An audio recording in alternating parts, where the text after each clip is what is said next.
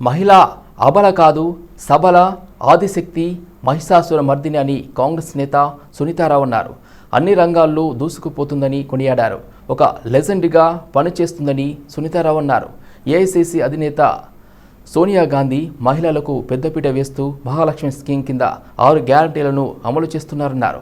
మహిళలకు ఇంకా ఎన్నో పథకాలను తీసుకువచ్చే దిశగా కాంగ్రెస్ పార్టీ ఎప్పుడు అండగా ఉంటుందని తెలియజేశారు.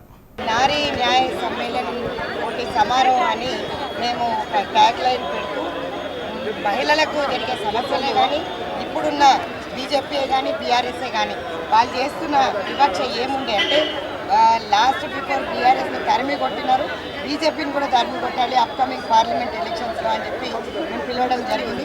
ఇదే కాకుండా పలు అంశాలు అంటే మహిళలకి ఏ విధంగా దశ దిశ పార్లమెంట్ ఎలక్షన్స్కి ఇవ్వాలి, ఏ విధంగా ముందుకు వెళ్ళాలి, ఏ విధంగా మేము ఈ 5 సమ్మేళనం అంటే భారత్ జోడో అనుసంధానంగా రాహుల్ గాంధీ గారు న్యాయ జోడో యాత్ర కూడా చేస్తున్నారు. దాంట్లో భాగంగా నారీ న్యాయ కోసం కొట్లాడుతూ మాకు సరి అయిన హక్కులు రాజ్యాంగంలో ఏ విధంగా హక్కు ఇచ్చిందో రాజకీయాలలో కూడా అదే విధంగా మా హక్కులు ఏ విధంగా దొరకట్లేదో దానిపైన కూడా మేము విశ్లేషణ చేసుకోవడం జరిగింది.